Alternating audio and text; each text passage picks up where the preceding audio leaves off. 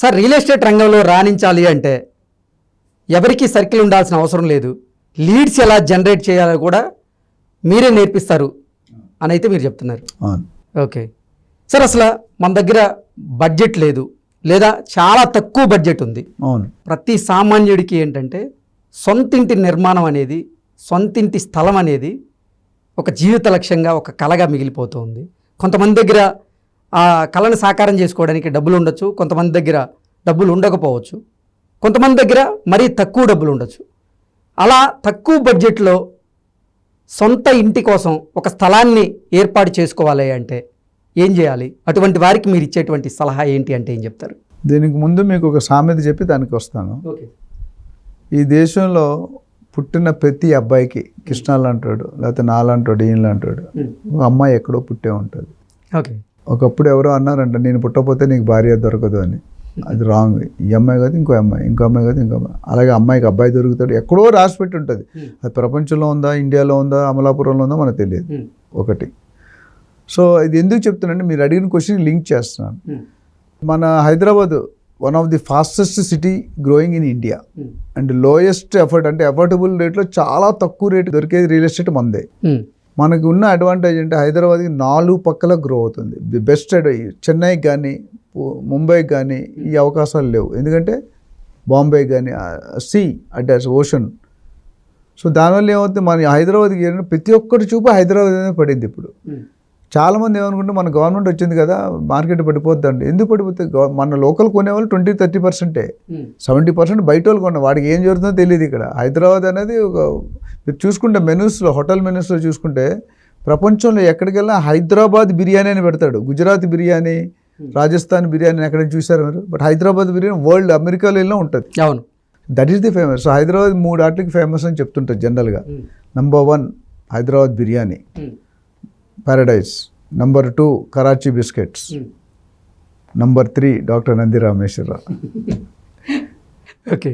ఎందుకంటే హైదరాబాద్లోనే మనం సెటిల్ అయ్యారు. So coming back to your question, ప్రతి ఇన్వెస్టర్కి, ప్రతి బయర్కి ఆయనకున్న అఫోర్డబిలిటీ బట్టి మీరు, మన రేవంత్ రెడ్డి గారు ఏం చేశారు, అర్బన్, సబర్బన్, రూరల్ అని 3 భాగాలుగా స్టేట్ని విభజించారు. సో సిటీ ఇప్పుడు బంజారాహిల్స్ మనం కూర్చున్న ఏరియా, నేను రోడ్ నెంబర్ 3 TV9 ఉన్న దగ్గర 3 నుండి 4 లక్షలు పర్ గజం. ఓకే. 3 నుండి 4 లక్షలు పర్ స్క్వేర్ యార్డ్. అది ఇవాళ కొన్నాం అనుకోండి, 5 సంవత్సరాల తర్వాత ఎంత అవుతుంది? ఒక 30-40 వేలు పెరుగుతుంది, అంతకంటే ఎక్కువ పెరగదు. ఇదే నేను 5,000లకు కొన్నాను అనుకోండి 70 కిలోమీటర్ దూరంలో, అది 10 సంవత్సరాలు 50,000 అవుతుంది. 50,000 అయితే 40,000 అవుతుంది. అంటే 5,000 300%, 400%. సో మనకి పిండి కొలిది రొట్టి, జితనా ఆట ఉత్తనా రోటీ అనే సామెత ఉంది మనకి. సో చాలామంది తెలియని రహస్యం ఏంటంటే, నా దగ్గర 15 లక్షలు ఉంటే ప్లాట్ రాదు, ఎందుకంటే శంకరపల్లిలో కొనుక్కోవాలంటే 50,000 గజం. 50,000కి 10 లక్షలకి ఎంత వస్తుంది ల్యాండ్ తెలుసు, అది ఎందుకు పనికిరాదు.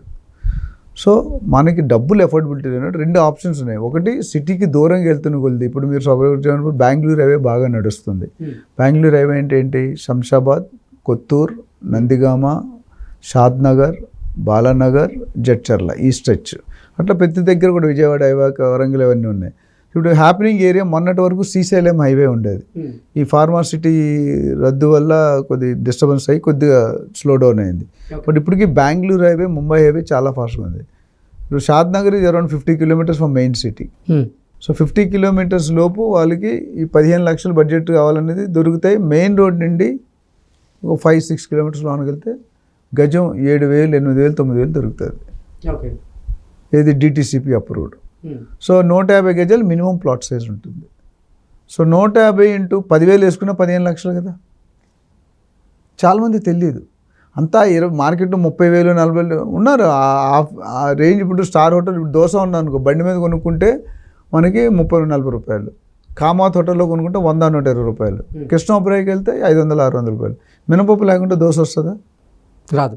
బట్ ఏంటంటే life style, ambience, neighbouring, culture ఇవన్నీ కూడా తేడా వస్తాయి. సో అదేవిధంగా తక్కువ బడ్జెట్ ఉన్న వాళ్ళు 2 ఆప్షన్. ఒకటి డైరెక్ట్గా కొనుక్కోవచ్చు. సపోజ్ వాడి 10 లక్షలే ఉన్నాయి, ఉద్యోగం చేసుకుంటాడు, ఒక 50-60 వేలు జీతం, అటు లోన్ వస్తుంది. 10 లక్షలు లోన్ తీసుకొని 10 లక్షలు పెట్టుకుంటే 20 లక్షలు. సో ప్లాట్ అనేది సొంత ఇంటి కళ అనేది ఆగిపోదు.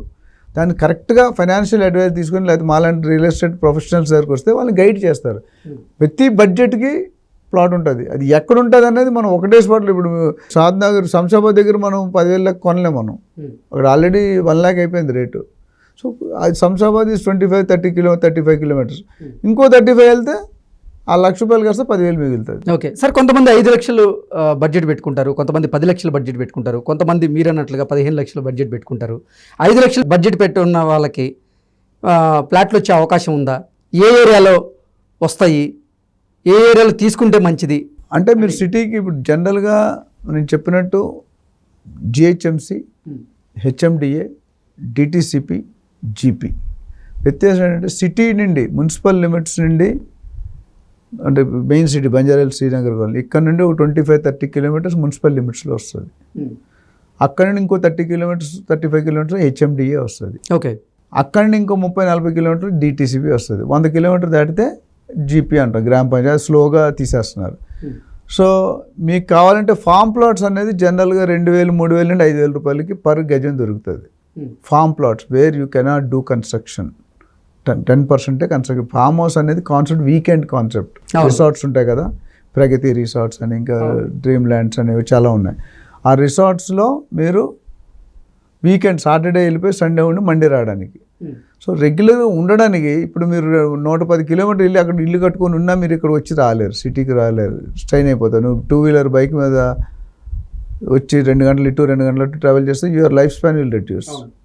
సో అందరినీ ద్రాక్ష పండు పుల్లగా ఉంటుంది అని మా నాన్నమ్మ గారు చెప్పేవారు. మన ద్రాక్ష పండు చెట్టు అందినంత వరకు తీగ ఉంటుంది, అందరినీ పుల్లగా ఉంటుంది అని వదిలేదు. సో నేను అది ఎందుకు చెప్తానంటే మన ఎఫోర్డబిలిటీ బట్టి మన ప్లానింగ్ ఉండాలి. ఇప్పుడు మన లెవెల్ చూసుకో, మనకి తినడానికి పప్పు అన్నం తినడానికి లేదా మన బిర్యానీకి ప్లాన్ చేస్తే ఎట్లా? మన లెవెల్ బట్టి మనం ప్లాన్ చేసుకోవాలి. మన ఆలోచన, మన అవసరం మనకి ఆలోచన అనే విధానం నేర్పుతుంది. సో 5 లక్షలు కొన్ని కూడా దూరంగా వెళ్తే దొరుకుతుంది. ఎంతో కొంత ఒక గుంట అంటే 121 స్క్వేర్ యార్డ్స్ దొరికిపోతుంది. 121లో ఇల్లు కట్టవచ్చు, 1000 గజాలు ఇల్లు కట్టవచ్చు, ఎకరంలో ఇల్లు కట్టవచ్చు. మన స్టేట్ ఆఫ్ అఫైర్స్ 1 గుంట లేదా 2 గుంటాస్. సో దొరుకుతాయి. 5 లక్షలు అంటే దూరంగా వెళ్ళాలి. ఒకటే వాళ్ళు డబ్బులు ఎంత తక్కువ ఉంటే అంత దూరం వెళ్ళాలి, డబ్బులు ఎంత ఎక్కువ ఉంటే అంత దగ్గర ఉంటుంది. సో వాళ్ళకి ఎక్కడ ఉంటాయి, ఏం దొరుకుతాయి అనే దానికి గైడెన్స్ కావాలంటే మనల్ని సంప్రదిస్తే మనం వాళ్ళని గైడ్ చేస్తాం. మనకు అపాయింట్మెంట్ తీసుకోవాలి, 1 hour స్లాట్, నామినల్ ఫీజు ఉంటుంది సీరియస్నెస్ చూడడానికి. వాళ్ళకి 1 hour స్పెండ్ చేసి వాళ్ళ ప్లానింగ్ ఏంటి, అసలు శాలరీ ఉందా, లోన్ వస్తుందా, సిబిల్ రేటింగ్ ఏంటి, ఇవన్నీ చూసి వాళ్ళు కరెక్ట్ గైడెన్స్ ఇచ్చి, ఒకవేళ వాళ్ళ చేతిలో 5 లక్షలు ఉంటే 5 లక్షలు లోన్ తీసుకునేటట్టు ప్లాన్ చేసి, 5 లక్షలు ఉందంటే 10 లక్షలు లోన్ వస్తుంది. అప్పుడు కూడా 150 గజాలు సిటీలో అంటే 60-70 కిలోమీటర్లు దొరికిపోతుంది మీకు. ఓకే. సో హైవే ఫేసింగ్ ఎప్పుడు కూడా ఎక్కువ ఉంటుంది. హైవే నుండి లోన్కి వెళ్తే రేట్ తగ్గుతుంది. ఇప్పుడు for example main highway commercial 30,000 ఉంది, ఒక 1 కిలోమీటర్ వెళ్తే 15,000 ఉంది, 3-4 కిలోమీటర్స్ వెళ్తే 8,000 ఉంది, 10 కిలోమీటర్స్ వెళ్తే 3,000 ఉంది. So it depends upon what is your affordability. Okay sir, మీ అమూల్యమైనటువంటి సలహాలను, సూచనలను మా ప్రేక్షకులకు అందించారు. Thank you so much. Thank you.